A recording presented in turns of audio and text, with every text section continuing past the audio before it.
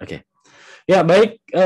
Untuk pertemuan kali ini kita akan membahas mengenai uji in vitro ya dalam lingkup teknik analisis biokimia. Oke. Ya, bagaimana lingkup dari uji in vitro ya? Jadi uji in vitro itu vitro itu artinya tabung reaksi. Nah, uji in vitro itu adalah uji-uji yang dilakukan di tabung reaksi. Apa saja yang bisa dilakukan di situ? Kalau kita bicara dari ukuran besar sampai kecil, ya, media kita bisa mulai dari sel hewan, sel tumbuhan, sel mikroorganisme, organel. Sudah sangat lama sekali di biokimia sejak ada yang penelitian menggunakan organel ya. Jadi sekarang ini udah lama banget nggak ada yang penelitian pakai organel. Tapi kalau ada ya menarik juga gitu ya. Enzim, nah ini yang sekarang banyak dilakukan karena uji enzim itu sangat powerful dan sangat terpercaya. Ya misalnya saja untuk diabetes tuh pakainya alfa glukosidase. Kalau untuk anti kolesterol kita pakainya HMG CoA reduktase. Ya kalau uji untuk asam urat misalnya bisa santin oksidase. Mau apalagi pemutih tirosinase. Ya terus kemudian untuk elastisitas kulit ya ini saya sedang mengerjakan ini pakai matriks metaloproteinase MMP1 atau kolagenase nama lainnya. Nama sederhananya kolagenase karena kulit kita ini bisa kencang ini karena kolagen ya. Jadi kalau kolagenasenya banyak maka kolagennya ini akan terurai. Nah nanti akan timbullah kerut-kerut di sini. Ya pipinya jadi turun gitu ya. Itu karena enzim kolagenase itu tadi. Nah, bagaimana kalau kita hambat kolagenase maka itu akan terjadi perlambatan terhadap pengerutan kulit dan penuaan. Gitu. Itu kan menarik tuh ya. Terus kemudian Alzheimer sekalipun ya, itu bisa asetilkolin esterase enzimnya yang kita hambat. Nah, itu Alzheimer. Jadi hampir semua penyakit ini pemodelannya sekarang sudah ada. Bahkan yang sekarang COVID misalnya, kamu mau bikin apa? COVID ini kan sekarang banyak banget nih. Kakak kelasnya ya, kalau kalian ikut seminar-seminar itu molekular docking itu banyak banget ya. Padahal itu bisa dikerjain di in vitro. Ya, dan terkait dengan aturan, tadi saya belum singgung, kalau uji in silico di Indonesia belum ada aturannya. Jadi kalau saya mau ngajuin obat nih, ini ada hasil in siliconya, itu nggak dipakai sama Badan POM karena aturannya belum ada. Dasar hukumnya undang-undang pemanfaatan uji in silico itu belum ada. Jadi ya itu sebatas pengetahuan sains aja. Tapi kalau di undang-undangnya belum ada. Yang wajib itu uji in vitro dan in vivo. Itu wajib. Oke, nah kemudian reaksi kimia. Contohnya apa? Antioksidan. Nah antioksidan ini uji apa sih sebetulnya? Antioksidan kalau dari sejarah itu adalah uji pemodelan terhadap kanker. Nah mekanisme kanker itu kan dipercaya karena adanya radikal bebas. Nah, untuk melawan radikal bebas, kita butuh antioksidan. Nah, maka jika sampel kita memiliki aktivitas antioksidan, diharapkan dapat mencegah kanker pada reaksi berantai yang panjang. Jadi itu pemodelan sebenarnya. Selain ini masih banyak reaksi kimia yang lain, kayak misalnya reaksi pembentukan plak kolesterol, itu dia ujinya kimia juga ya, seperti antioksidan yang TBA itu sebetulnya itu lebih ke arah aterosklerosis nanti. Nah, dalam rangka melaksanakan uji in vitro, kadang kita butuh ini yang tadi awal ini ya, sel hewan, sel tumbuhan. Nah, kalau sel tumbuhan, sel mikroorganisme, oke lah ya, kita bisa dapat dengan mudah. Bagaimana dengan sel hewan? Berarti kan kita harus dapat dari hewan. Paling enggak itu asal-usulnya. Pak, saya tinggal beli kultur sel murninya. Iya, kalau sekarang kita tinggal pakai gitu. Tapi kan tetap barangkali misalnya kita butuh sel-sel yang khas, kita harus tahu caranya. Nah, oleh karena itu ada yang namanya teknik isolasi organ untuk mengambil organ dari hewan. Nah, ini adalah suatu teknik yang penting pada akhir penelitian in vivo ya. Kalau in vivo, pada akhir penelitian itu kita harus hentikan. Namanya eutanasia. Eu ini diambil dari kata ether. Karena zaman dulu membunuh hewan itu selalu pakai ether. Karena kalau disembelih dianggapnya tidak etis. Ya, dan mungkin mengganggu hasil pengukuran. Apalagi kalau yang mau kita ukur darah. Itu nggak bisa. Jadi eutanasia itu pakai ether. Jadi ya dibekap gitu ya pakai ether. Atau kalau kita pakai tikus biasanya dulu kita pakai toples ya. Toples yang cukup besar. Terus diisi kapas. Kapasnya dibasahin pakai ether. Tutup. Begitu jenuh dengan uap ether, tikusnya masukin ke situ. muter, plak, dah mati itu. Ya, jadi ether ya, euthanasia. Nah, tapi sekarang euthanasia itu nggak boleh. Yang pertama dianggap tidak etis, yang kedua mengganggu hasil pengukuran. Ether itu adalah zat yang sangat toksik. Jadi kalau kamu di lab pakai ether juga harus hati-hati. Nah ini kadang mahasiswa suka kebalik. Ya pakai ether, heksan, kloroform di lab, hahihi aja. Makanya begitu keluar lab juga masih hahihi, error dia. Tapi giliran di kandang pakai masker, kebalik. Kandang mah bau tapi kan aman. Tapi kalau di lab itu berbahaya. Tapi ya kadang itu ya, karena bau kita tutup. Nah tapi kalau sekarang dengan adanya COVID ini bagus juga ini. Mahasiswa jadi tertib. Ya seenggaknya kalau diliatin sih. Tapi kalau nggak diliatin, saya lihat dari CCTV di kampus yang lab, ada juga yang pada buka masker. Ya oke, lanjut. Selain dari ether, teknik euthanasia yang lain itu adalah dislokasi tulang belakang. Ini biasanya dilakukan pada hewan kecil. Contohnya mencit. Ya. Mencit itu kan kecil. Jadi kita pegang nih ya. Misalnya tangan kiri saya pegang mencitnya. Jadi kepalanya itu dijepit di antara jari telunjuk dan jari tengah. Terus kemudian tangan kanan kita pegang kepalanya dari depan. Kita tekan tengkuknya dikit. Terus kita tarik. Nanti bunyi tek gitu. Nah udah. Mati itu. Itu dislokasi tulang belakang. Nah, apa keunggulan teknik dislokasi tulang belakang? Itu kalau tadi ether itu akan karena dia toksik ya, ether itu terakumulasi di hati. Jadi kalau kita ambil sel hatinya pada organ hewan yang dikasih ether, kita lihat di bawah mikroskop, nanti itu akan kelihatan butiran-butiran ether. Nah, itu mengganggu pengukuran. Nah, kalau dislokasi tulang belakang itu nggak ada pengukuran yang terganggu. Darah, ginjal, hati, semua apa adanya. Karena perusakannya secara langsung. Nah, tapi beberapa hewan ini nggak bisa dislokasi tulang belakang ya. Seperti misalnya kalau hewannya besar kayak kelinci gitu kan nggak bisa. Atau hewan yang kecil tapi susah nyari tulang belakangnya. Contohnya katak. Katak gimana dislokasi tulang belakangnya? Udah gitu dia licin lagi ya. Ya susah. Nah, oleh karena itu kalau katak itu biasanya kita pakai yang kedua nih, merusak saraf. Nah, bagaimana caranya? Itu biasanya pakai jarum yang agak panjang ya. Jadi syaraf itu kan ada dua, syaraf pusat, otak sama sumsum tulang belakang kalau pada vertebrata. Jadi katak tuh kita pegang tengkuknya itu kita tusuk pakai jarum ke arah atas. Nah, itu akan menusuk ke otaknya. Nah, habis itu kita cabut jarumnya, kita putar ke arah bawah, kita tusuk lagi searah dengan tulang belakang. Jadi tulang belakangnya tuh hancur semua. Nah, itu mati dia. Nah, kapan ini dilakukan? Nah, biasanya ini dilakukan ya kalau misalnya ya itu tadi kita nggak mau ada organ-organ yang rusak karena reaksi kimia. Ya lagi pula katak kalau mau disuntik juga susah itu nyari pembuluh darahnya. Ya itu lagi udah gitu megangnya juga susah licin gitu kan. Nah itu kalau yang pernah di biokimia waktu itu penelitian misalnya memanfaatkan kulit katak ya buat jadi membran. Itu diukur ya.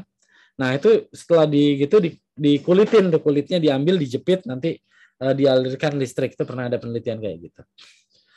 Nah selain itu pakai uap ya. Uap itu ether, halotan, isofluran. Uap ini teknik uap udah nggak ada yang diakui oleh komisi etik ya karena ini sangat berbahaya gitu ya. Terus dianggap menyakiti hewan dan ini mengganggu hasil pengukuran uap ini. Nah, teknik yang selanjutnya mirip-mirip dengan uap, tapi sebenarnya pakai gas. Namanya gas CO2. CO2 ini pakainya CO2 chamber. Ya, ini juga kontroversi karena CO2 ini bisa disalahgunakan untuk manusia. Ya, bisa untuk zaman dulu ini yang dipakai sama Nazi itu yang di concentration camp, dia pakai gas CO2 untuk membunuh yang tawanan-tawanannya itu. Ya, jadi pada CO2 ini sama, kita siapin toples yang kedap ya, ada satu lubang saja, dilengkapi dengan airlock. Airlock itu memungkinkan udara untuk masuk tapi tidak untuk keluar. Ya, jadi tikusnya atau hewannya kita masukin ke situ, terus kita beli gas CO2 yang ditabung-tabung besar itu. Kayaknya di biokimia dulu ada, tapi saya sekarang nggak tahu ya, kayaknya udah lama nggak ada yang pakai, jadi nggak tahu masih ada apa enggak. Terus kita masukin tuh, kita isi CO2 penuh, ya. CO2 di atas 5% itu organisme hidup tuh udah keliengan. Ya, begitu tembus 15%, apalagi sampai 50% udah mati udah. Ya, jadi udah nggak ada oksigen karena CO2-nya udah kompetitif sama oksigen, akhirnya kita nggak dapat oksigen. Jadi seperti mati tenggelam ya, tenggelam dalam air kehabisan napas gitu. Ya, tapi yang kayak gitu malah sesuai dengan aturan etik, nggak ngerti juga deh. Ya itu dengan CO2. Ya, kapan ini dilakukan? Kalau kita tidak mau ada inflamasi atau ada kerusakan fisik pada hewan coba. Jadi kan kalau disuntik, dibekap, itu pasti ada kerusakan fisik. Tapi kalau dengan gas CO2 nggak ada. Jadi betul-betul bagus. Tapi ini harus betul-betul dipastikan. Kalau hewannya belum benar-benar mati, begitu dibuka nanti pas kita belek dia bangun lagi. Ya jadi itu. Nah terus kemudian injeksi udara. Ini tidak kalau nggak salah ini juga sekarang udah dilarang. Jadi kita pakai siring ya suntikan yang kosong, dimasukin udara ke situ. Maka pembuluh darah akan pecah karena berisi dengan udara, mati hewannya. Nah ini juga tidak direkomendasikan. Biasanya ini akan merusak organ-organ yang lunak kayak mata, atau telinga itu nanti rusak gitu. Jadi nggak direkomendasikan dan nggak boleh juga ini. Nah yang terakhir suntik pentobarbital. Biasanya silamin sama ketazin juga sama. Oh itu untuk ini dia untuk kalau ngambil darah ya pentobarbital biasanya. Ini pentobarbital. Nah kalau pentobarbital ini juga sangat berbahaya ya. Hati-hati jangan sampai kena gitu nanti kamu yang kena. Ya, jadi ini berbahaya juga tapi ini yang dibolehkan oleh etik. Oke, ini contohnya CO2 chamber. Ya, CO2 chamber tuh kayak gini ya, ini pakai semacam kayak Tupperware ada lubangnya. Ini bikin aja sendiri custom, dibakar aja gitu, bikin lubang dulu. Saya pernah buat kayak gini, terus dilem aja pakai lem epoksi itu ya, dikasih pentil, udah tinggal masukin gitu. Jadi ini contohnya CO2 chamber. Terus, oh iya, dengar-dengar kata pentobarbital ya. Ini ada ini nih. Timoxilin barbibutinol. Ada yang tahu nggak ini apa? Oke, ada yang tahu? Ada yang pernah dengar nggak timoxilin barbibutinol? Halo? Belum, Pak. Kalau Tidak tahu, Pak. tapi yang saya tangkap itu semacam barbiturat itu ya, semacam zat bikin candu gitu, Pak. Ya. Oke, ada yang pernah nonton Johnny English? Halo? Ada yang pernah nonton Johnny English nggak? Tidak pernah, Yang Pak. Rowan Atkinson bukan, Pak? Iya, betul. Yang Rowan Atkinson. Nah, kalau kamu nonton Johnny English, saya lupa yang keberapa ya. Itu ada yang dia musuhnya itu menggunakan zat yang namanya timoxilin barbibutinol. Nah, ini adalah turunan dari pentobarbital yang dia merusak syaraf. Ya, kalau pentobarbital itu bisa mati, nah tapi di film itu diceritakan dia digunakan untuk mengendalikan pikiran. Tapi emang ini ada ini untuk merusak saraf. Biasanya diinterogasi yang model-model kayak CIA gitu. Jadi kalau film-film barat itu yang saya suka biasanya dasar saintifiknya tuh kuat. Nah, ini ada yang bilang siapa ini? Gardayodi, obat pengendali pikiran. Ya, ya jadi ini ada senyawanya tuh ada. Senyawanya ada, tapi kalau digunakan untuk pengendali pikiran ya itu cuma di film itu aja. Tapi senyawanya ini ada timoxilin barbibutinolnya ini bisa disintesis. Saya nggak tahu ada yang pernah mensintesis atau enggak, tapi ini bisa dan kemungkinan ini bisa merusak saraf gitu ya. Jadi dasar-dasar sainsnya itu ada, itu yang saya suka tuh kalau dari film-film luar ya. Jadi obat-obat, senyawa-senyawa kimia itu biasanya real. Nggak kayak kita yang aneh-aneh gitu. Nah, apalagi kalau animasi ditempel animasinya. Oke, lanjut lagi. Teknik isolasi organ. Apa saja sih yang diperlukan? Gunting bedah, skalpel, pinset. Nah, sekarang aturan di Indonesia yang baru itu kalau nggak salah, kalau kita melakukan penelitian hewan coba, wajib, termasuk di IPB nih ya, di komisi etiknya IPB, wajib ada yang namanya attending veteriner. Artinya apa? Yang menangani hewannya itu harus dokter hewan. Nah, itu aturannya begitu. Kemudian bahkan lebih ketat lagi kalau di IPB itu wajib ada pembimbing yang dari FKH gitu. Nah, ini sebenarnya kalau saya pribadi ini agak membatasi gitu ya, agak membatasi terutama terkait dengan departemen-departemen yang lain yang terkait dengan ini ya. Tapi kalau kayak di luar ya, kayak saya waktu di Jepang, saya mau pakai hewan ya, harus bisa sendiri gitu. Artinya kapan dokter hewan itu datang? Dokter hewan itu on call ya, artinya kayak kita manusia misalnya. Kita ke dokter kalau kita sakit. Udah sama. Saya punya hewan coba, ya saya akan ke dokter hewan kalau hewan coba saya menunjukkan gejala sakit. Kalau pada kondisi normal itu semua harus kita bisa kerjakan sendiri. Mengambil darah, menimbang, autopsi ya, nekropsi itu harus kita sendiri. Nanti dokter hewan itu butuhnya kalau ada hal-hal di luar yang diharapkan, atau kemudian misalnya histopatologi ya, yang membaca itu dokter hewan, karena kita nggak punya tuh ilmunya. Gimana cara membaca jaringan kita nggak punya. Tapi kalau yang dasar-dasar itu kita harus bisa. Bahkan sampai ke manusia juga gitu, biokimia harus bisa nyuntik manusia itu sampai ke situ kalau di beberapa negara lain ya.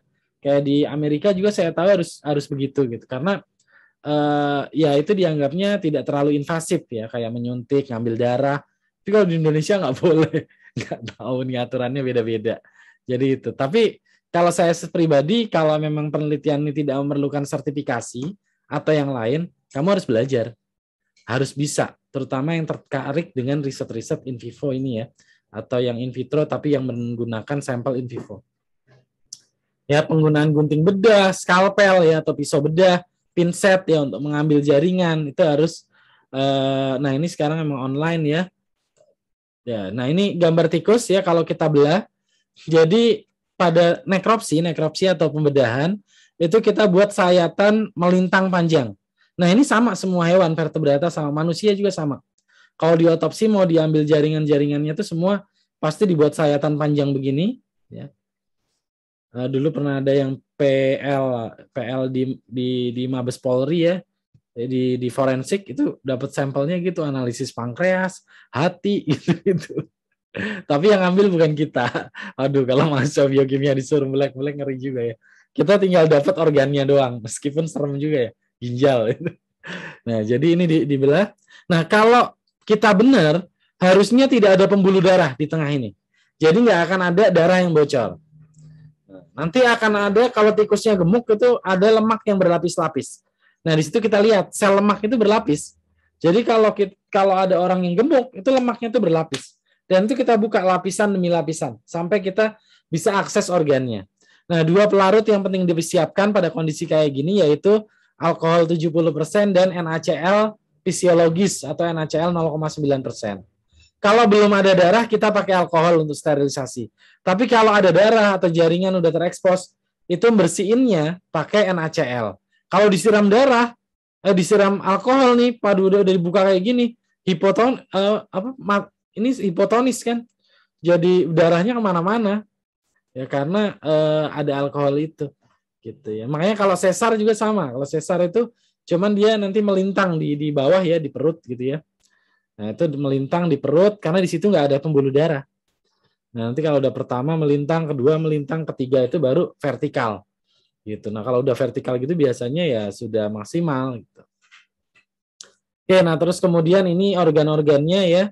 Harus bisa identifikasi juga mahasiswa biokimia, jangan sampai nggak bisa membedakan antara misalnya hati dengan jantung, pankreas dengan empedu gitu ya. Jadi itu juga saya nggak tahu, harusnya mungkin di biokimia medis atau biokimia klinis nanti kalian akan belajar lebih detail. Oke, teknik isolasi organ. Pertama, pastikan tidak ada denyut nadi. Penting banget. Soalnya pernah juga ada kejadian. Udah dipotong, gerak-gerak, wah lo kaget kan ya. Nah, terus kemudian cek jenis kelamin. Ini penting banget nih. Apalagi kayak tikus. Dulu pernah ada kejadian tikus. Ya kan harusnya tikusnya jantan semua. Ya, pas akhir perlakuan, disembelih itu mahasiswa main potong aja, di nekropsi main potong aja. Begitu dibuka, ada yang kecil-kecilnya di dalam. Aduh, kan serem banget ya. Jadi dan itu jadi nggak bisa dipakai datanya gitu ya. Jadi harus dipastikan ya, cek jenis kelamin nih pada waktu awal. Ya kalau nggak tahu, nah ini baru kita tanya ke dokter hewan misalnya. Ya. Buat irisan vertikal. Oke, ini larutan yang perlu disiapkan ya. Yang pertama etanol 70%. Untuk apa? Sterilisasi. Jadi di tempat nekropsinya kita bersihkan semua pakai etanol 70%. Hewannya kita bersihkan juga ya, terutama bagian yang akan dipotong pakai etanol 70%. Ini sebagai antibakteri juga, tapi yang harus hati-hati, etanol 70 menyebabkan lisis sel. Makanya kalau udah ada luka terbuka, sudah ada darah, tidak boleh pakai etanol 70. Nah, yang kedua NaCl 0,9% dingin. Ini larutan fisiologis, biasanya untuk bersihin. Kalau ada darah atau apa, kita bersihkan ya, agar jelas kita melihat itu pakai NaCl 0,9%. Yang terakhir sukrosa KCl, lisis sel tanpa merusak protein. Misalnya memang kita mau melisis sel, tapi tanpa rusak protein, kita pakainya ini, sukrosa atau KCl, konsentrasi tinggi. Biasanya 0,1 molar sampai 1 molar. Nah, kemudian untuk buffer ya. Nah, untuk buffer ini penting sekali. Jadi buffer ini tidak hanya pada yang in vitronya persiapan dari in vivo saja, tapi in vitro itu juga butuh buffer nanti. Kalian pakai enzim, pakai buffer. Uji antioksidan, DPPH, pakai buffer. Ya, semua uji itu pakai buffer. Jadi penting sekali cara membuat buffer. Dan ini mahasiswa masih banyak yang salah. Begitu cara membuat buffernya salah, sebetulnya hasilnya juga nggak bisa dipakai. Ya. Pertama ada yang namanya kapasitas buffer. pH sama dengan pKa plus minus 1. Contoh, buffer asetat, ya natrium asetat sama asam asetat, itu pKa-nya adalah 4,8. Nah, tapi kadang secara teoritis, misalnya pH optimum enzim, kita nggak dapat tuh 4,8, kita dapatnya misalnya 5,1. Boleh nggak pakai buffer asetat? Boleh. Karena dia masih di dalam range 4,8 plus minus 1. Tapi kalau udah lebih dari itu, misalnya 6, boleh nggak pakai buffer asetat? Nggak boleh. Karena udah keluar daripada kapasitas si buffer itu. Gitu ya. Jadi itu pentingnya teori mengenai kapasitas buffer. Kita harus cari buffer yang lain yang enzim kita atau sampel kita masuk ke dalam kapasitas buffer tersebut. Kemudian penting untuk menggunakan buffer dengan kemurnian tinggi. Ya, larut dan impermeable membran. Artinya apa? Buffernya tidak menembus membran. Karena biasanya di dalam sel sama di luar sel itu buffernya beda. Contoh pada manusia ya, kalau di dalam sel itu buffernya namanya buffer fosfat. Kalau di luar sel namanya buffer karbonat. Ya, jadi ini nggak boleh saling bertukar buffer ini. Meskipun kapasitas buffernya sama. Tapi dia nggak boleh bertukar. Tidak terhidrolisis. Nah, jadi pada penggunaan biologi itu banyak buffer-buffer kompleks. Contohnya kayak HPS, EDTA, MES, itu buffernya kompleks strukturnya, besar. Nah, kita harus pastikan apalagi kalau kita pakai enzim-enzim protease misalnya. Jangan sampai buffernya nanti terhidrolisis.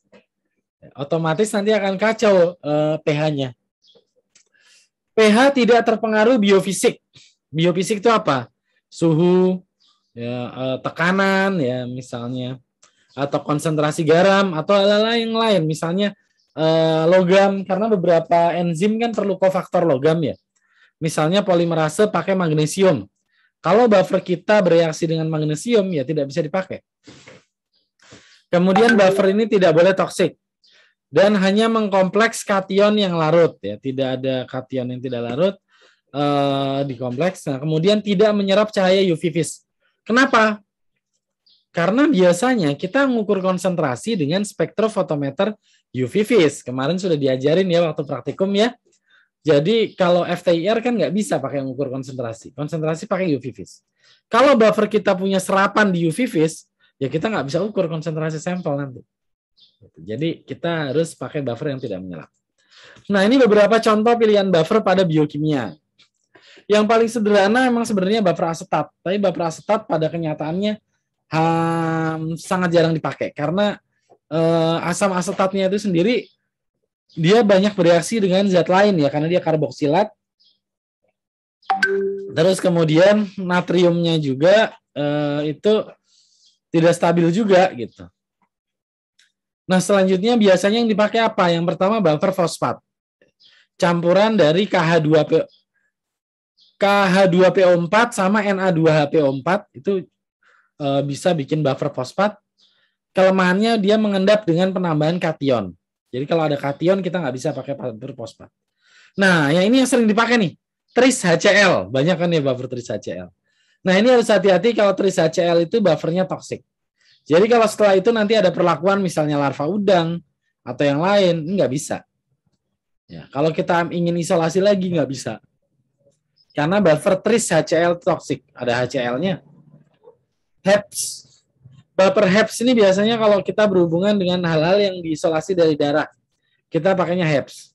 Ini kelemahannya galat positif pada metode Lowry. Jadi kalau kita mau mengukur protein, itu nggak bisa pakai Lowry. Harus pakai Bradford. Nah, buffer HEPS ini bagus, tapi harganya mahal, makanya jarang juga dipakai. Yang terakhir buffer protein, biasanya albumin. Albumin itu punya kapasitas buffer. Ya, ini kelemahannya sulit dipisahkan. Karena dia akan tersamar dengan protein yang kita analisis. Kalau kita analisis protein. Yaitu jadi berbagai pilihan daripada buffer. Buffer ya, kalau orang biokimia bilangnya jangan baper, beda lagi. Oke, ya selanjutnya media sel mikroba. Oke, setelah kita mempelajari buffer ya, kalau kita penelitian in vitro ini penting untuk menguasai buffer.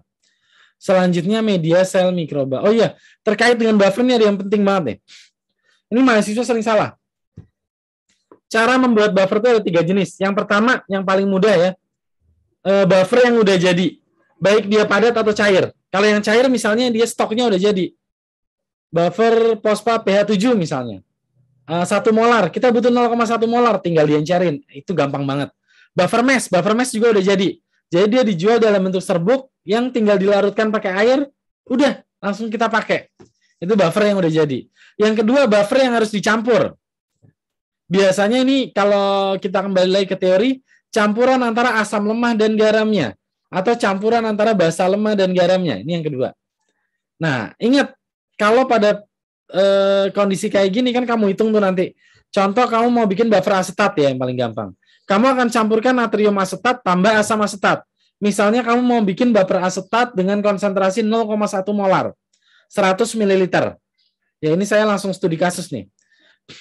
Maka kamu bikin buffer, kedua larutan yang berbeda dengan konsentrasi 4 kali lipat.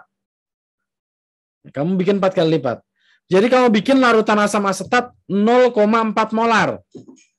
Terus kamu bikin larutan natrium asetat 0,4 molar, masing-masing 25 ml. Nah, begitu dua larutan ini dicampur, maka pH volume campurannya kan jadi 50 ml ya. Nanti konsentrasinya akan menjadi 0,2 molar. Jangan langsung dipasin jadi 0,1 molar, salah itu. Nah, setelah itu, maka kamu sesuaikan pH-nya. Kamu mau pH-nya berapa? Misalnya kapasitas buffernya 4,8. Biasanya begitu ini kita campur, itu pH-nya nanti 4,8. Oh, tapi saya pengen bikin buffer yang pH-nya 5. Nah, berarti kan ini kurang basa ya. Maka kamu tambahkan NaOH. Tambahkan NaOH. Kalau terlalu basa, tambahkan HCl.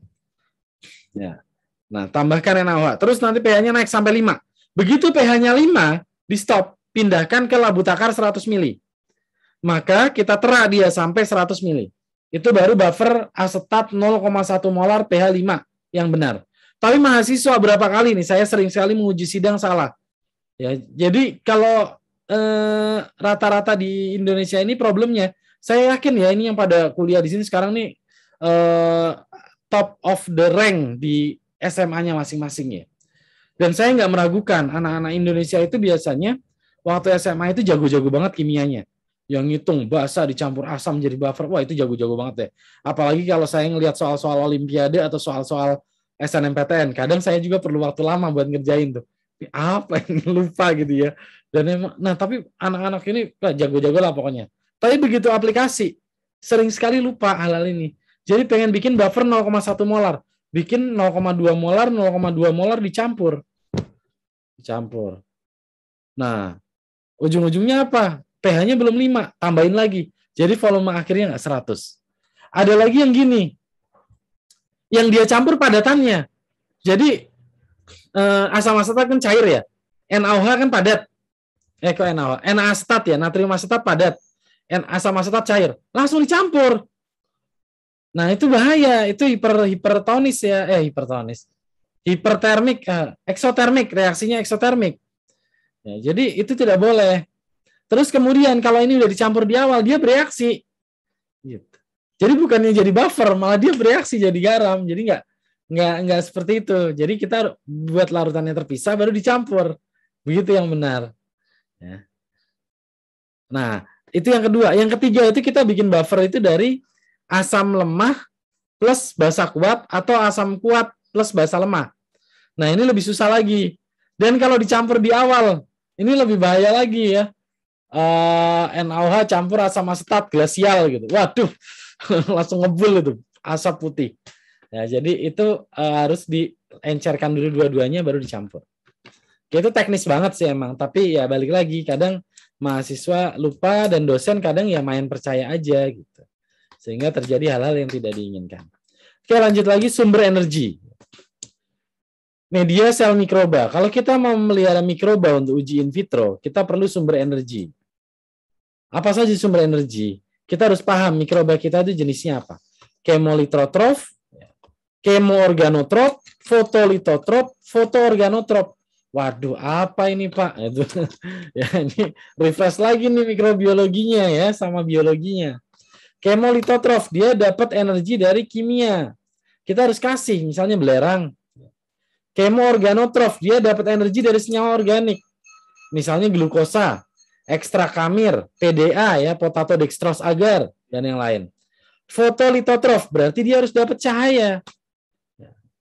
Bakteri-bakteri kayak Euglena, ya itu kan dia yang fotosintesis bukan Euglena ya, apa ya namanya? Nah, lupa saya. Ya, fotoorganotrof, dia butuh zat organik, tapi dia butuh sinar matahari juga. Nah, ini kita harus perhatikan. Tapi kalau sekarang ya nggak harus dijemur juga sih. Kita bisa aja pakai lampu UV yang disesuaikan dayanya. Nah, kemudian bakteri juga kita harus tahu. Ini wild type atau mutant. Atau bakteri yang udah terstandar gitu ya. Ini kita harus tahu dari mana. Apa kita isolasi sendiri atau kita beli. Gitu. Jadi medianya kadang beda-beda. Jadi tergantung kebutuhan dari si bakteri itu sendiri. Nah, media sel tumbuhan mirip dengan sel mikroba. Ya, sel tumbuhan itu kalau dia masih single cell dia nggak mampu fotosintesis. Jadi dia butuh sumber karbon organik. Jangan mentang-mentang tumbuhan, ya udah dikasih pupuk aja, nggak bisa gitu. Ya, dia butuh glukosa ya. Jadi kalau di biokimia tumbuhan, kayaknya udah belajar ya biokimia tumbuhan. Itu kan tumbuhan juga butuh sukrosa, glukosa ya pada waktu awal tumbuh itu akan sebagai faktor pertumbuhan juga. Tidak mampu menambah nitrogen, jadi kita harus kasih urea, glutamin ya. Dan kita harus berikan humor pada sel non tumor. Jadi kalau sel tumor dia menghasilkan hormon sendiri, makanya bisa tumbuh cepat. Tapi kalau bukan sel tumor harus ditambah lagi auksin, AIA ya, sitokinin dan yang lain. Dan kemudian ada yang namanya browning. Ini sering sekali mahasiswa juga salah ini ya. Termasuk kalau memanfaatkan sampel. Saya berapa kali? Sampel kamu apa? Buah, Pak. Mau ngerjain apa? Antioksidan. Senyawa antioksidan yang diduga apa? Flavonoid, fenolik ya. Fenolik. Terus gimana perlakuannya? Ya buahnya diambil, terus di oven. Buahnya awalnya warna apa? Apel ini, putih warnanya. Setelah di oven jadi coklat. Ya udah rusak semua itu polifenolnya. Orang ada polifenol oksidase jadi browning lah. Ya, jadi itu udah nggak bisa dipakai kalau browning kayak gitu. Pak ini ada aktivitasnya, iya, tapi nggak akan konsisten. Dan nanti untuk komersialisasi peningkatan riset itu nggak bisa karena udah nggak standar. Ya. Jadi antioksidan nih, polyphenylpyrrolidone, asam askorbat itu ditambahkan. Atau kita mencegah browning misalnya dengan penambahan alkohol, garam, konsentrasi tinggi, itu enzimnya akan inaktif. Dan kita bisa mencegah browning. Atau kita menggunakan freeze dry, misalnya suhu yang sangat dingin, sehingga browning itu tidak terjadi.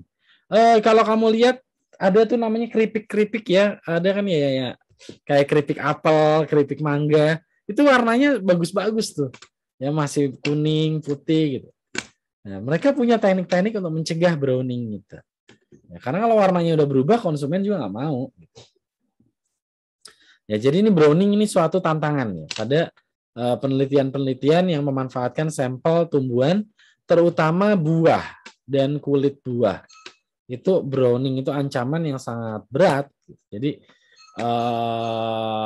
itu harus diperhatikan gitu. Ya, pokoknya jangan template. Nah, biasanya mahasiswa itu pakai template aja, udah kakak kelasnya begitu dia ikut aja, padahal sampelnya beda.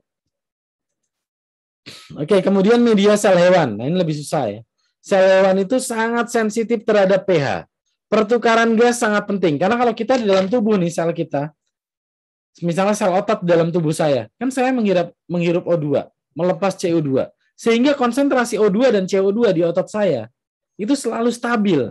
Nah, ini kalau kita pindahin ke cawan Petri, kita harus punya suatu alat yang mengatur pertukaran gas ini. Nah, makanya adanya namanya CO2 inkubator. Ya, dijaga pada konsentrasi 5% CO2. Itu yang ada di dalam tubuh kita. Jadi selnya bisa hidup. Ya. Dan phenol red ditambahkan sebagai indikator. pH 7,3 sampai 7,5. Karena pH darah itu adalah 7,4. Kemudian kalsium diperlukan sebagai pengikat antar sel. Vitamin. Ingat bahwa sel hewan, sel manusia itu butuh vitamin. Sumber karbon, asam amino dan protein, serum atau plasma sebagai faktor pertumbuhan. Ya, jadi ini rumit kalau sel hewan. Aduh, emang pengalaman saya itu susah kalau sel hewan, dan kadang itu ada hal-hal yang saya nggak ngerti gitu ya. Saya pernah tuh kultur sel ya, pakai kan kayak botol gitu, bukan cawan Petri, kita pakainya kalau hewan kayak botol gitu, kotak tuh tutupnya di samping gitu. Ini. Itu ada teman saya tuh cewek tuh, dia tumbuh selnya bagus, monolayer kultur selnya. Punya saya nggak tumbuh, tumbuhnya gerombol, habis itu mati. Ini kenapa? Kita pakai media yang sama, kerja di laminar yang sama, reaksinya sama, orangnya beda. Tahu dia emang itu ya apik gitu ya selnya, diajak ngomong sama dia selnya. Kalau saya tak selesai, tinggal itu. Mati. Ternyata kalau diajak ngomong selnya tumbuh yang bagus, tumbuh selnya gitu. Ya, jadi ada kayak gitulah istilahnya, kalau di tumbuhan mungkin bertangan dingin gitu ya, orang yang nanam apa aja jadi. Tapi emang ada orang-orang yang jangankan ditanam, dipegang aja tanaman mati gitu ya. Ya itu nggak ngerti lah. Ya, enzim in vitro ya, jenis reaksi. Ya, penggunaan substrat, pembentukan produk, ya, suhu, buffer, peralatan harus bebas kontaminan pada uji enzim in vitro. Penting sekali untuk uji in vitro yang melibatkan enzim dan sel, semua peralatan harus baru. Yang disposable benar-benar disposable. Kadang di biokim kan suka dicuci lagi tuh, kayak tip dicuci lagi, wah nggak boleh. Kalau di PPH tip bekas oke. Tapi kalau kamu enzim nggak boleh pakai tip bekas. Kamu cuma mipet 2 mikroliter. Aduh, kalau pakai tip bekas, apa jaminan itu nggak kontam? Satu lagi, kalau kita beli tip itu bal-balan ya, satu plastik besar, isinya 1000 batang. Nah, dari situ saya punya wadah yang isinya 96 tip. Nah, itu dipindahin dulu. Dari yang wadah besar, dipindahin ke wadah kecil.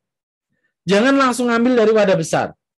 Dan waktu ngambil ke wadah besar, selalu pakai sarung tangan. Itu mahasiswa kalau nggak pakai, waduh, saya kesel juga itu. Karena nanti kontam itu ya. Tangan saya bersih, Pak. Nggak begitu. Di tangan kita ini ada RNase nih. Kontaminan ini. Ya. Terus, ya ini baru cuci tangan pakai sabun. Iya, secara makroskopik. Secara mikroskopik, sel tangan ini ada yang lepas ini. Ya, kulit-kulit ada yang lepas. 0,1 gram per hari. Kecil, tapi itu kontaminan gitu ya. Jadi harus pakai sarung tangan, pindahin. Nah, nanti setelah dipindahin, jangan disentuh langsung. Pakai pipet langsung. Tek. Nah, selesai, buang gitu ya. Jadi itu tekniknya in vitro. Nah, kemudian untuk analisis ya. Analisis enzim itu ada yang continue, kinetik, ada yang discontinue atau fix. Nah, ini penting sekali untuk dipahami. Saya nggak akan detail ke sini, nanti kalian harusnya dapat enzimologi ya. Konsentrasi substrat minimal 10 kali km. Jadi harus tahu km-nya berapa, VM-nya berapa. Itu harus diketahui. Penting, interaksi protein dengan permukaan gelas plastik. Jadi, protein itu cenderung menempel di permukaan gelas atau plastik. Ya, contohnya kalau kamu pegang-pegang itu gelas ya, itu kadang suka ada ya, Pak itu lemak. nggak cuma lemak, di situ protein juga nempel. Sehingga biasanya reaksi-reaksi ini ditambah yang namanya blocking, reagen blocking. Biasanya yang dipakai itu kasein. Karena kasein itu paling mudah mengikat ke dinding-dinding gelas dan plastik. Makanya kalau kamu bikin susu ya, itu kan sudah diminum semua biasanya masih ada tuh putih-putih. Itu kasein itu. Kasein itu mudah sekali menempel di gelas. Nah, makanya kita pakai blocking kasein. Kasein itu akan menempel di permukaan gelas sehingga enzim yang kita inginkan akan bebas bereaksi di larutannya gitu. Nah, tidak menggunakan pelarut organik. Jadi kalau kita pakai enzim nggak boleh ada etanol, etil asetat tuh nggak boleh. Tapi Pak, ini ekstrak saya ekstrak heksan nggak larut dalam air. Ya pakai emulsifier. Contohnya DMSO, ya, dimetil sulfo oksida ya, DMSO. Pakai DMSO ini untuk melarutkan sampel-sampel yang non polar. Gitu. Jadi jelas nggak boleh ada pelarut organik. Oke, DMSO ini juga ini menarik ini kalau kita bahas DMSO ya. Jadi DMSO itu senyawa kimia yang dia sebenarnya nggak toksik, tapi dia terserap ke dalam tubuh. Jadi kalau kamu celupin jari kamu ke DMSO, ya, DMSO itu keserap ke dalam jari. Terus gimana Pak?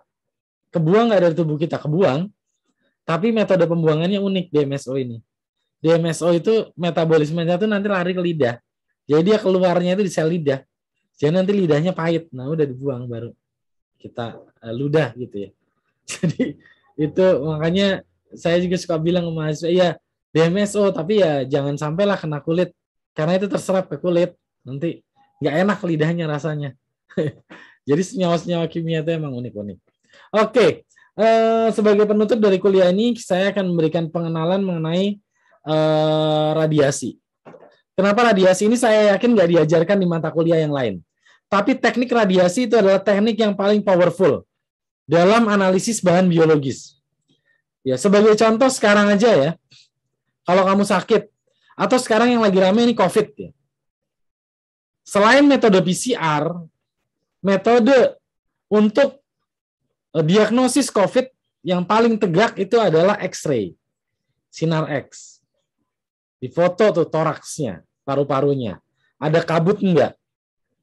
Untuk melihat pneumonia. Jadi sinar X ini sebetulnya metode yang sangat powerful ya. Jadi ini sebagai pembekalan saja ya, terutama kalau kalian di Indonesia memang nggak lazim. Karena banyak, bukan banyak ya, karena tidak banyak lab yang dapat izin untuk penyelenggaraan laboratorium radiasi. Setahu dulu waktu saya masih kuliah, kimia itu punya namanya lab kimia inti, itu mereka ngerjain radiasi. Fisika itu punya lab namanya lab biofisika radiasi. Dulu ada lab itu biofisika radiasi. Sekarang bubar itu. Fisika nggak punya lab biofisika radiasi. Kimia nggak punya lab kimia inti. Kalau kalian kemarin belajar kimia dasar atau fisika dasar, saya nggak tahu kalian masih diajarin nggak itu kimia inti atau fisika radiasi. Karena setahu saya juga di fisika, di kimia, sekarang ahli radiasinya juga nggak ada. Udah pensiun dan udah nggak diganti lagi gitu. Jadi di IPB ini hilang ini ilmu radiasi ini. Nah, padahal di luar negeri. Nah, terus ada lagi juga di kedokteran hewan. Kedokteran hewan itu sampai sekarang mereka masih punya sinar X ya. Karena untuk rongsen hewan-hewan itu. Tapi that's it, sebatas itu aja. Tapi kalau dulu di primatologi, di pusat studi primata, mereka punya beta blocker. Beta blocker itu adalah alat-alat untuk percobaan dengan sinar beta ya. Aplikasinya apa? Macam-macam. Mutasi, diagnosis, macam-macam. Ya, dan sekarang itu juga udah ditutup.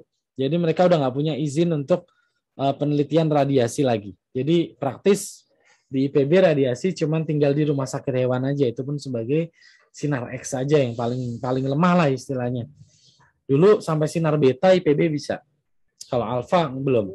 Karena alfa itu yang paling berat ya. Ya, sebentar.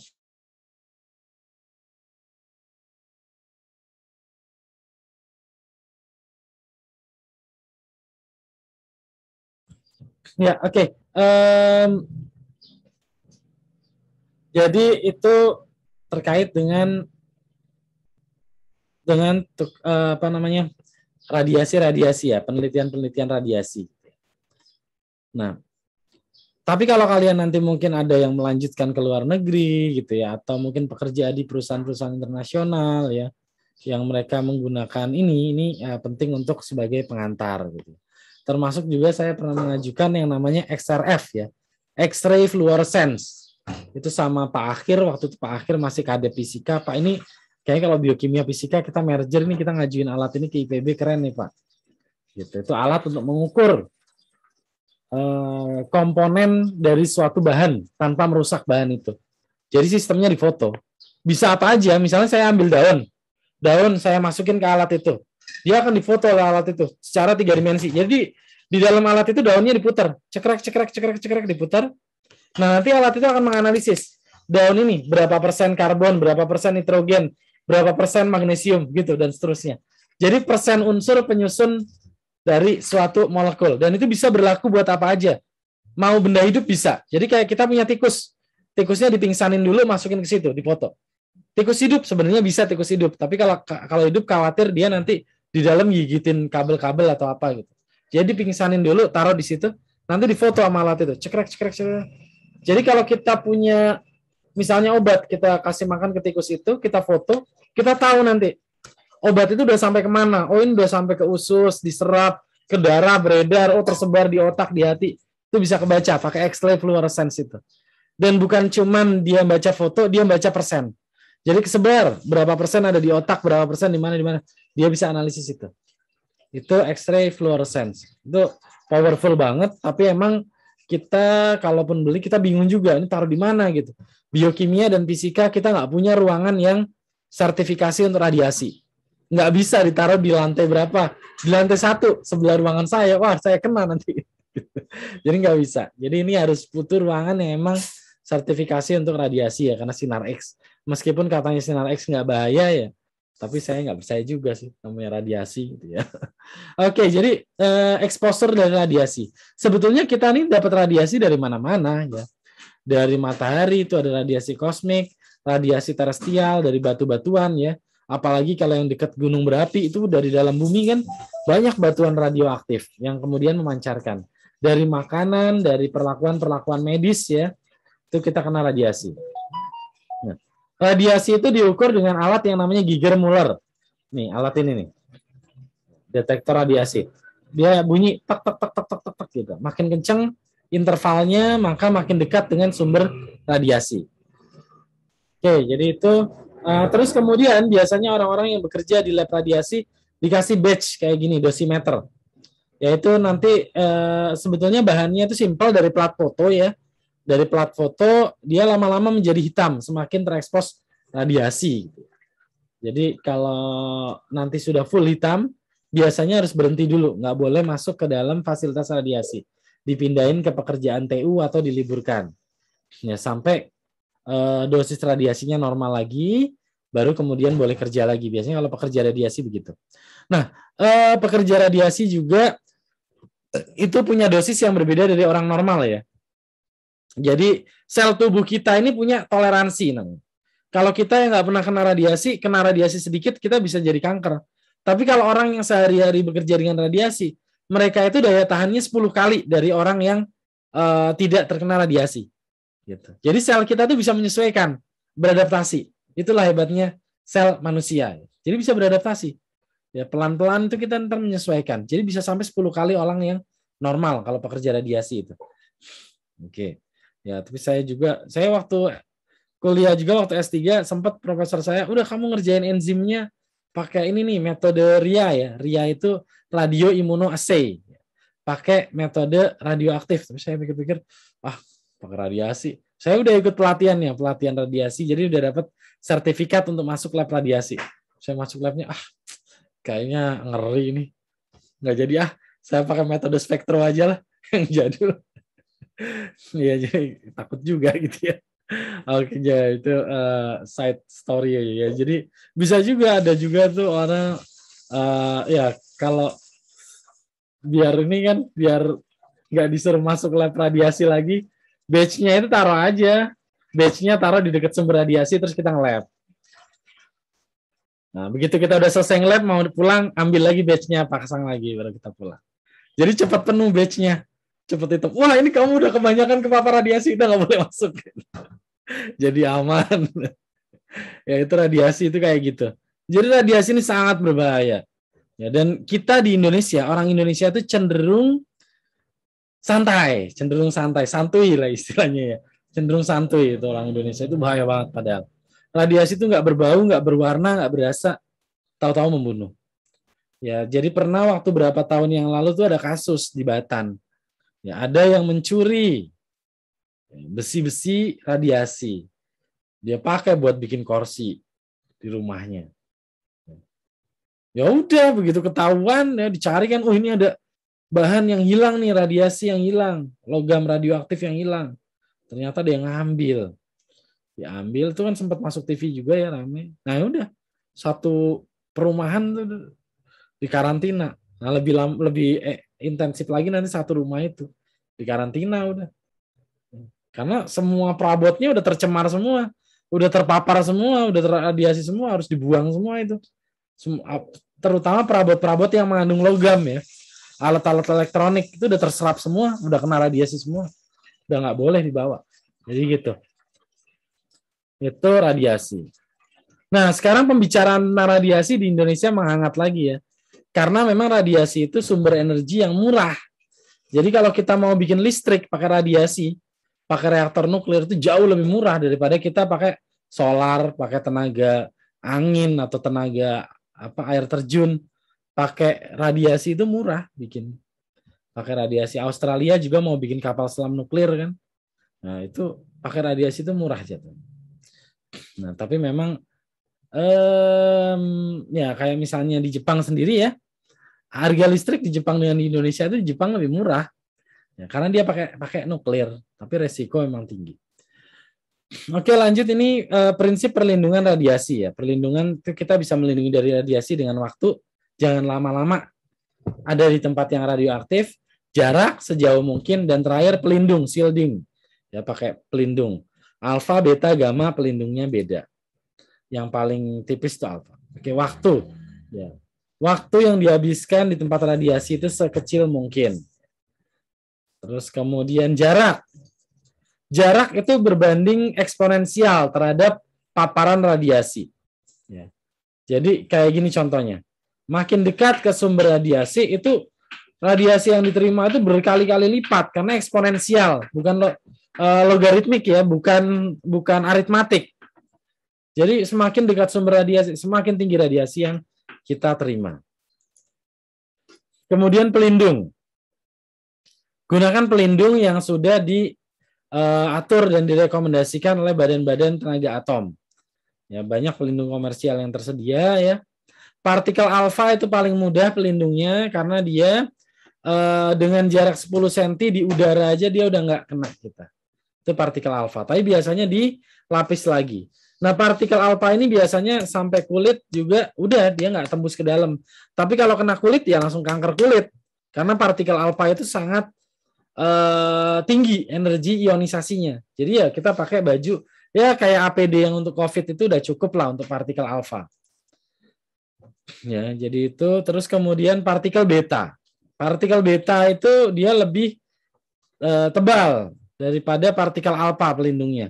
Biasanya kita butuh bahan mulai dari kertas sampai aluminium untuk melindungi terhadap radiasi beta.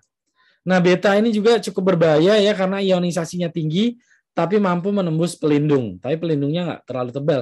Biasanya nanti APD-nya itu dilapis aluminium kalau untuk partikel beta, aluminium tipis itu dia untuk partikel beta bisa. Nah, untuk partikel beta itu lebih rapat lagi ya karena dia lebih berbahaya. Dan yang terakhir partikel gamma. Partikel gamma itu, nah ini aluminium ya. Aluminium itu nggak bisa ditembus oleh beta, makanya pakai aluminium. Nah, jadi terakhir itu partikel gamma. Partikel gamma itu dia bloker yang paling efektif itu ada beton setebal 2 meter. Dan ini nggak mungkin gitu ya. Buat orang yang kerja nggak mungkin. Jadi radiasi gamma itu biasanya nggak bisa dihindari. Nah, oleh karena itu paling pakainya waktu dan jarak. Jadi kalau sudah sekian waktu ya udah nggak boleh kerja lagi. Tunggu dulu, istirahat dulu. Nanti baru dia boleh kerja lagi dengan partikel gamma. Itu yang paling bahaya. Ya, dan ingat ya, Huluk itu cuma ada di film aja ya. Kalau kita kena gamma ya yang ada kanker malah jadi mandul lagi. Gitu. Nggak akan jadi Hulk gitu ya.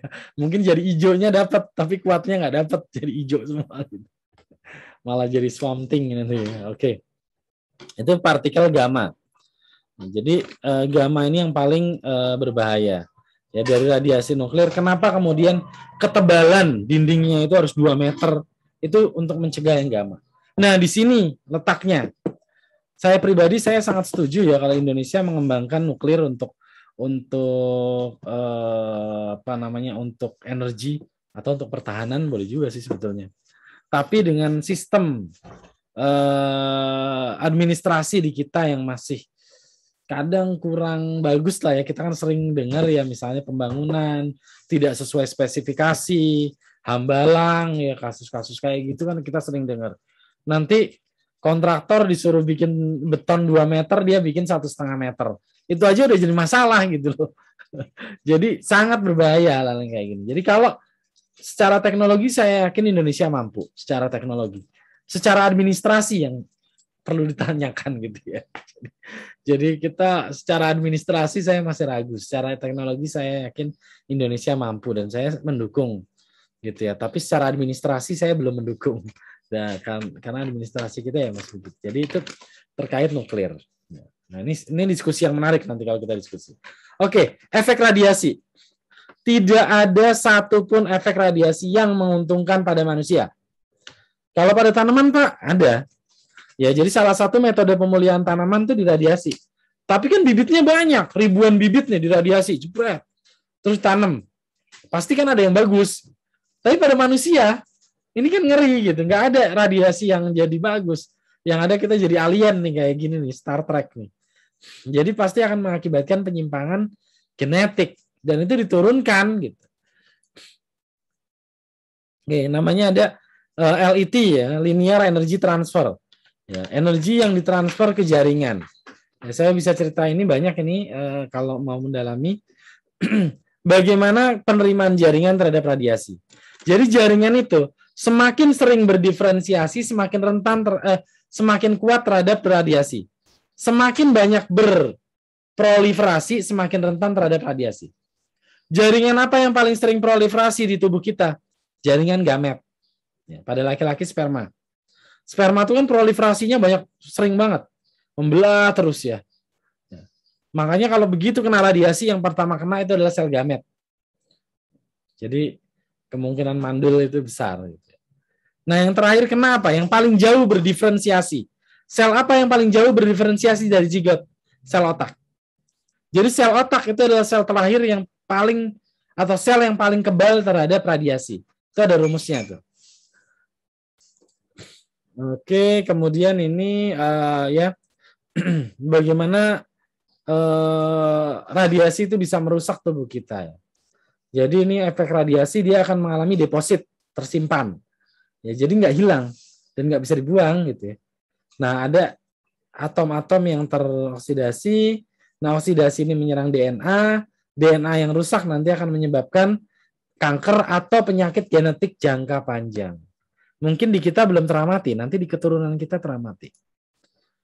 Nah, jadi ini tapi manusia itu punya ya, efek pertahanan terhadap radiasi.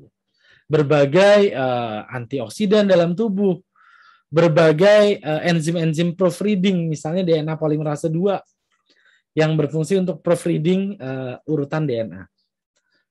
Jadi ini radiasi langsung ya, perbaikan secara enzimatis. Radiasi tidak langsung, perbaikannya melalui antioksidan. Terus kemudian nih kalau DNA-nya rusak bagaimana? Secara permanen. Nah, ini ada efek genetik dan efek somatik. Efek genetik keturunan, efek somatik menjadi kanker atau steril. Ya, steril itu bukan berarti bersih ya. Steril itu tidak fertil, berarti tidak subur. Gitu. Itu DNA. Oke, ini misalnya indirect ya, menyebabkan radikal bebas. Nanti akan ada antioksidan. Jadi antioksidan itu penting. Kemudian radiasi direct ya. Itu ada DNA repair. Kalau bisa di repair ya sembuh. Kalau nggak bisa di repair mutasi. Ya, bisa menjadi kanker ya, teratogenik ini ya, somatik ya, atau bahkan menimbulkan kematian. Bisa juga menimbulkan kecacatan genetik yang baru teramati di keturunannya. Oke, ini efek radiasi ya, dari mulai waktu sama dosis, saya skip saja. Nah, ini kemudian sumber-sumber data radiasi terhadap manusia. Korban bom atom di Jepang. Jadi sampai sekarang bom atom yang letal itu cuma ada 2. Dua-duanya di Jepang, di Hiroshima dan di Nagasaki. Ini di Jepang sendiri ada, saya pernah baca-baca ya di dark webnya gitu, itu ada apa istilahnya, ada perdagangan buku yang ilegal ya, buku yang oleh pemerintah Jepang itu ilegal. Itu daftar keturunan orang-orang yang terkait dengan bom atom Hiroshima dan Nagasaki, survivor bom atom. Kenapa? Buku ini beredar di kalangan orang-orang kaya Jepang, sehingga mereka untuk menjamin bahwa anaknya itu tidak menikah dengan keturunan dari bom atom Hiroshima dan Nagasaki. Gitu. Ya rasis banget kan ya. Ya padahal kan kita nggak ada yang menginginkan. Karena mereka takut juga. Mereka takut, khawatir nanti mereka punya keturunan yang terefek oleh dampak bom atom itu. Sampai sekarang setelah puluhan tahun itu masih banyak yang takut tentang hal itu. Ya jadi istilah bibit, bobot, bebet itu orang Jepang juga begitu banget gitu. Ya mereka juga ya, dan di sana kan sebetulnya mereka bersuku-suku gitu, ada juga cerita, oh jangan tuh sama orang Tokyo mah begini itu ada juga cerita begitu dari orang Jepangnya. Ya jadi itu ada. Ya. Terus kemudian medical exposure ya, sinar X. Jadi sinar X itu sendiri kan nggak boleh. Sinar X minggu depan sinar X lagi nggak boleh. Biasanya 6 bulan. Jadi kalau kita sudah sinar X, ya udah boleh sinar X lagi itu 6 bulan lagi, karena dia radiasi. Beda kalau USG ya, USG itu bukan pakai radiasi, tapi pakai suara ultrasound. Jadi itu aman. Tapi kalau sinar tuh nggak boleh, sinar X. Nah, sama kayak kemoterapi. Sekarang gini, kemoterapi itu digunakan untuk mengobati orang yang kena kanker. Nah, ini sebenarnya ada pertanyaan yang menarik. Apa yang terjadi kalau orang normal di kemoterapi? Ternyata kalau orang normal di kemoterapi itu kemungkinan akan jadi kanker. Ngeri ya? Jadi ini dualisme banget ini pengobatan kemoterapi itu. Makanya orang ngeri kalau di kemoterapi. Ya, orang normal di kemoterapi aja bisa jadi kena kanker. Kemoterapi kan dimasukin zat-zat radiasi. Ya, jadi kalau orang mau kemoterapi itu disuruh minum pil. Pilnya itu isinya adalah zat radiasi, tapi dia belum aktif. Begitu masuk ke dalam tubuh dia ditembak. Tembak pakai neutron. Karena ditembak dia belah. Belah, terbentuk reaksi berantai. Reaksi berantai itu akan menimbulkan energi yang membunuh sel kanker. Tapi dia juga akan membunuh sel-sel yang dilewatinya. Terutama sel-sel yang rentan seperti sel rambut yang diferensiasinya cepat. Proliferasinya cepat. Makanya biasanya langsung botak tuh yang pada kemoterapi. Jadi gitu prinsip-prinsip dari radiasi ya. Oke, terus kemudian nih pekerja radiasi. Ini banyak datanya ya, terutama di Rusia itu ya. Di Rusia itu banyak, Rusia itu menggunakan orang-orang dari daerah-daerah minor kayak dari Chernobyl, termasuk yang ribut itu kan kenapa kemudian orang-orang Ukraine, Georgia, orang-orang Latvia, Lituania, mereka pada lepas dari Rusia karena ya di satu sisi kadang mereka dimanfaatkan untuk riset-riset yang kayak gitu, pekerja-pekerja di yang berisiko tinggi gitu, tidak dengan yang ras yang dari Rusianya gitu. Seperti itu. Jadi cerita-ceritanya begitu, bisa dicari di literatur internasional. Oke, kemudian ini efek terkena radiasi. Yang pertama ya ini ya, anoreksia, tidak nafsu makan, jadi kurus, nausea, vomiting, diare, ya, muntah, diare, terus asimptomatik ya, kerusakan organ, dan terakhir bisa mengakibatkan kematian. Oke, ini efek jangka panjang radiasi. Ya, kemudian ini dosis radiasi. Jadi pada radiasi dosis rendah, seperti kita kena sinar matahari sehari-hari, itu nggak masalah. Karena efek radiasi itu bukan linear. bukan linear, tapi efeknya tuh kayak gini. Radiasi dosis rendah ini nggak ngaruh ke tubuh kita. Persen terjadinya kanker nih kalau 50% di sini jauh sekali. Jarang sekali orang yang kena kanker karena sinar matahari normal. Tapi begitu radiasinya tinggi sekali, dia langsung meningkat secara tajam dan terakhir menyebabkan kematian karena peluang kanker ini udah mendekati 100%.